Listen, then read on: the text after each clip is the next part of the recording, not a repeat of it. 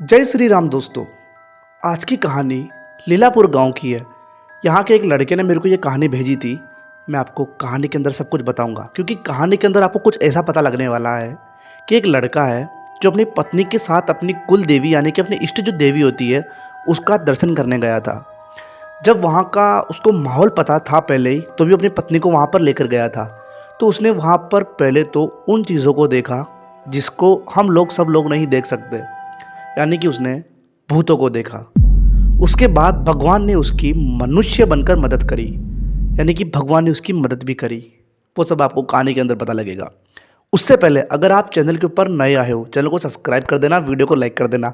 कहानी शुरू होती है अब। बताऊंगा राज मैं इतना खुश क्यों हूँ। ठीक है, कहानी शुरू होती है अब। एक लड़का है जिसका नाम निखिल है, जिसकी अभी नई नई शादी हुई है।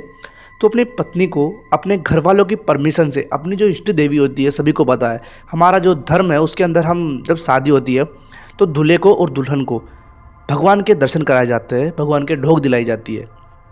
ऐसे निखिल की नई नई शादी हुई है। उसके घर वालों ने पहले तो पूरा काम संभाल रखा था और अब उसके घर वालों ने कहा कि तुम पत्नी को लेकर जाओ तुम्हारी को, और अपनी जो कुल देवी है वहाँ पर उसके दर्शन करवाना। लीलापुर जो गांव है वो ऐसा कहा जाता है कि वहाँ पर करीब 1200 से 1300 घर है और वहाँ का जो माहौल है घर गांव का वो काफ़ी बेहतरीन है।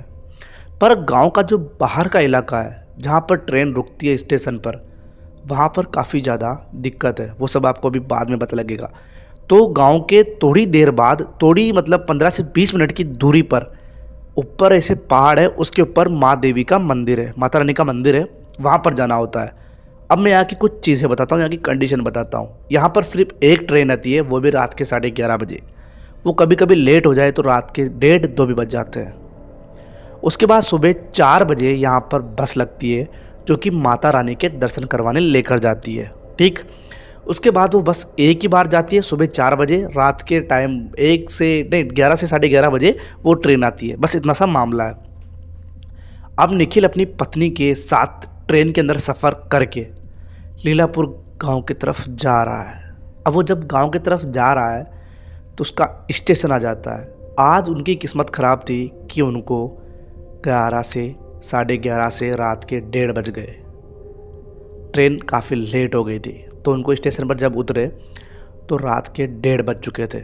जब 1:30 बजे तो अब आपको एक चीज़ बताता हूँ, यहाँ का जो माहौल है इस स्टेशन का वो काफ़ी हॉन्टेड माहौल है। क्योंकि यहाँ पर ऐसा कहा जाता है कि यहाँ पर आत्माएं ऐसे ही भटकती है। यहाँ पर काफ़ी लोगों का पहले मर्डर हुआ था, इसलिए यहाँ की आत्माएं भटकती है। अभी बताऊँगा सब। तो इसको पता था, इसने अपनी पत्नी को कुछ भी नहीं बताया। उसके बाद ये वहाँ पर उतर गया। इसकी पत्नी ने कहा कि काम करते हैं, ये जो स्टेशन है ना, यहाँ का स्टेशन मास्टर है, अपन रेलवे स्टेशन का जो ये रूम है अपन यहाँ पर रात बिता सकते हैं, अपन इनसे बात कर लेते हैं। जब इन्होंने उनसे बात करने के लिए वो जब रूम के अंदर गए, स्टेशन क्वार्टर बनी होती है साइड में, वहाँ पर गए तो उसने कहा कि क्या हुआ। तो उसने कहा हम यहाँ पर रुकना चाहते हैं। तो वो आदमी कहता है तुम यहाँ से जल्दी से जाओ, तुम प्लीज़ यहाँ से जल्दी से जाओ। उसकी पत्नी ने कहा जल्दी से क्यों जाए, हमें यहाँ पर रुकना है। उसकी पत्नी ने ऐसा कहा, देसी गलती, किसी से डरती नहीं है इसलिए। उसकी पत्नी ने कहा कि हम यहाँ रुकेंगे, क्यों नहीं रुक सकते। उसने कहा तुम यहाँ से चले जाओ अगर तुम्हारी खैर चाहते हो तो। उसकी पत्नी ने कहा खैर क्यों, आखिर तुम कहना क्या चाहते हो। आपको पता है अगर लड़की ज़्यादा होशियार है तो लड़का थोड़ा सा शरीफ होता है ना। अगर लड़का थोड़ा सा ज़्यादा होशियार है तो लड़की थोड़ी सी शरीफ होती है। अधिकतर मैंने केस के अंदर देखा है, सब में ऐसा नहीं होता पर होता है ऐसा ऐसा कभी कभी। ठीक है, तो वो लड़की थोड़ी ज़्यादा होशियार थी, समझदार थी, उसको दिमाग थोड़ा ज़्यादा चलता था। ठीक है, तो उसके बाद उसने कहा कि ऐसे आप क्यों बात कर रहे हो, आपने ऐसा कहने का मतलब क्या है। उसके बाद वो जो रेलवे मास्टर था वहाँ का, उसने उस क्वार्टर के ताला लगाया और ताला लगाकर बिना कहे वो वहाँ से दौड़ता हुआ भागा। अब पता नहीं अंधेरे में किधर भागा, पर वो कुत्ता भाग गया, बचाया नहीं यार उसने। अभी बताऊंगा कहानी के अंदर। उसके बाद अब चारों तरफ माहौल देखा तो बिल्कुल सन्नाटा छाया हुआ था। दूर दूर तक सिर्फ सन्नाटा ही सन्नाटा, कुछ भी नहीं हो रहा था। दूर दूर तक कुछ की किसी भी आदमी की वहाँ पर परछाई नहीं थी। पीछे से किसी के झाड़ू लगाने की आवाज़ आती है। को लगा यार ये झाड़ू इस टाइम पर कौन निकाल रहा है। जब पीछे मुड़कर देखा तो एक महिला ने घूंघट ले रखा था और वो उस रेलवे स्टेशन के पास में ही झाड़ू लगा रही थी। उसकी पत्नी को लगा कि शायद इससे पूछती हूँ कि हमें रुकना है, हम माता रानी के दर्शन करने आए हैं और हमें रुकना है बस। तो इससे मैं जाकर बात करती हूँ। तो उस महिला के पास जाती है और कहती है, सुनिए आंटी, हमें यहाँ पर रुकना है तो हम कैसे रुके और हम कहाँ जाएँ? हमें माता रानी के दर्शन करने हैं, हमारी ट्रेन काफ़ी लेट हो गई है। उस तरफ से कोई भी रिप्लाई नहीं आता। फिर उसने कहा, आंटी सुनो तो सही, हमें कुछ बताओ तो सही। फिर भी कुछ नहीं रिप्लाई आता। फिर वो जो लड़की होती है निखिल की पत्नी, उसने उसको हाथ लगाया और कहा कि आंटी सुनो तो सही। और जब आंटी का चेहरा उसके चेहरे के सामने आया तो उसके रोंगटे खड़े हो गए, क्योंकि उसने देखा कि उस महिला का पूरा चेहरा अंदर से खोखला है। अब एक चीज़ बताओ, मेरे आँखें सब कुछ दिख रही है, अगर आप ऐसे आदमी को देखो जिसका सिर्फ यहाँ से पूरा अंदर छेद है, कुछ भी नहीं है यार, फिर क्या होगा? उसके बाद वो वहाँ से भागते हैं, रेल की पटरी पर दोनों पति पत्नी चिल्लाते हुए। जब वो भाग रहे थे तभी उसकी पत्नी ने कुछ ऐसा देखा जिसके बारे में आप सोच भी नहीं सकते।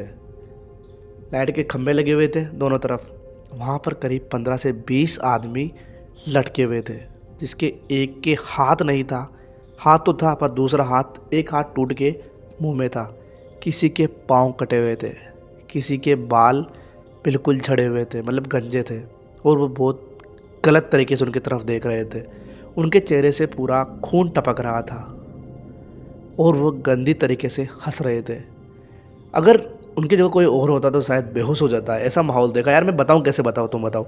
इतना भयानक तरीके से वो देख रहे थे, वो थे कौन पता नहीं, लटके हुए थे।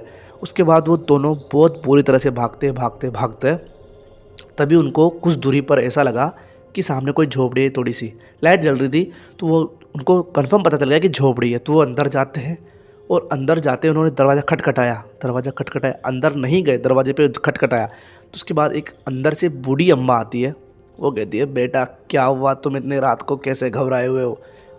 निखिल ने कहा कि हमें मदद की ज़रूरत है, हम माता रानी के दर्शन करने आए थे।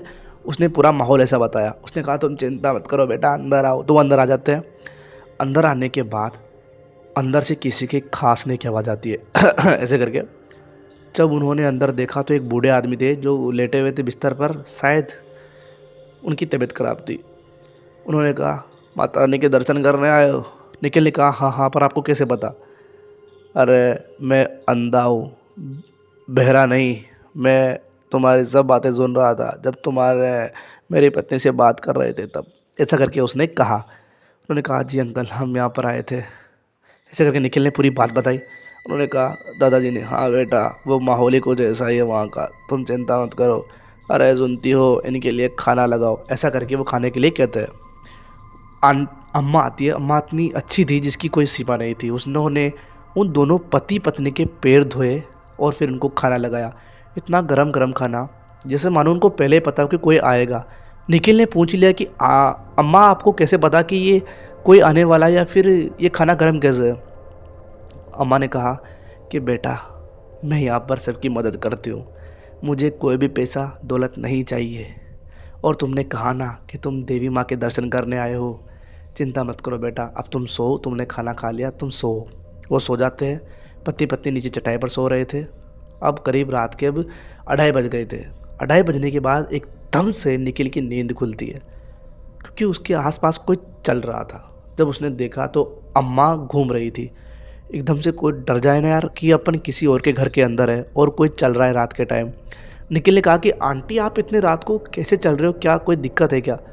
आप सोई क्यों नहीं अभी तक? तो आंटी कहती है, बेटा मैं सोती नहीं हूँ। क्या बात है आंटी, क्यों? उन्होंने कहा, बेटा तुम सो जाओ। और एक बात सुनो, मैं तुमसे कुछ कहना चाहती हूँ। अगर तुम सुबह माता रानी के दर्शन करने जाओ ना, तो मेरे लिए वहाँ से आशीर्वाद लेकर आना। सो जाओ बेटा, तुम सो जाओ। ऐसे करके अम्मा उनको सुला देती है। और जब उसकी आँख खुलती है निखिल की, तो वो देखता है कि वो अपनी पत्नी के साथ एक पेड़ के नीचे सो रहा है। यानी कि वो घर पता नहीं कहाँ चला गया। घर कहाँ गया किसी को पता नहीं है दोनों को।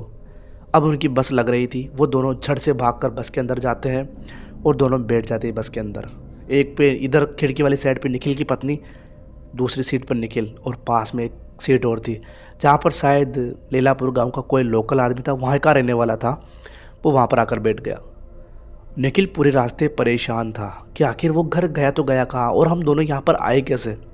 उसके बाद उसने उस आदमी से पूछ ही लिया कि भैया आप यहाँ के लोकल लग रहे हो, आप यहाँ के रहने वाले लग रहे हो, आप मुझे ऐसा बताओ कि यहाँ पर एक महिला थी, एक बूढ़े अंकल भी थे, उनके घर के अंदर हम रात गए थे और उसके बाद हमें वो कोई दिखे ही नहीं यार, हम यहाँ पर सोए हुए हैं। वो आदमी हैरानी से कहता है, आदमी बेड पर यानी कि पलंग पर लेटा हुआ था क्या? भाई हाँ, उसने कहा निखिल ने, हाँ, और अम्मा ने हमें खाना भी खिलाया।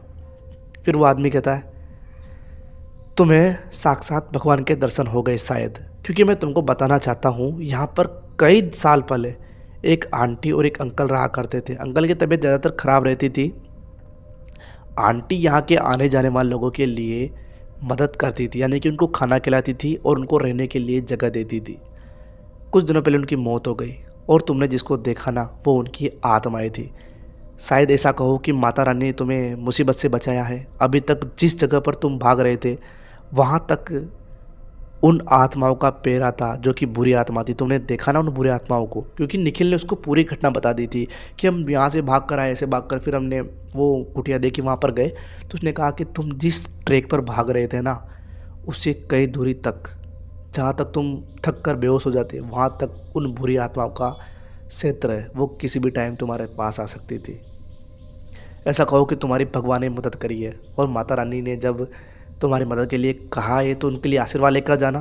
तो ऊपर चढ़ते हैं माता रानी के दर्शन करने के लिए और उस आंटी और अंकल की तरफ से प्रसाद और कुछ भोग लेकर जाते हैं और माता रानी को चढ़ाते हैं। दोस्तों, जय माता रानी कमेंट में ज़रूर लिख देना प्लीज़। कहानी कैसे लगी? कहानी अच्छी लगी हो तो वीडियो को लाइक कर दे, चैनल को सब्सक्राइब कर दे। मैं खुश इसलिए हूँ, मैंने आपको बताया ना शुरू में, क्योंकि चैनल पर 517 सब्सक्राइबर हो गए हैं यार, 1000 होने वाले हैं। जल्दी से जल्दी कर देना। मिलता हूँ आपसे अगली कहानी में, तब तक के लिए बाय बाय।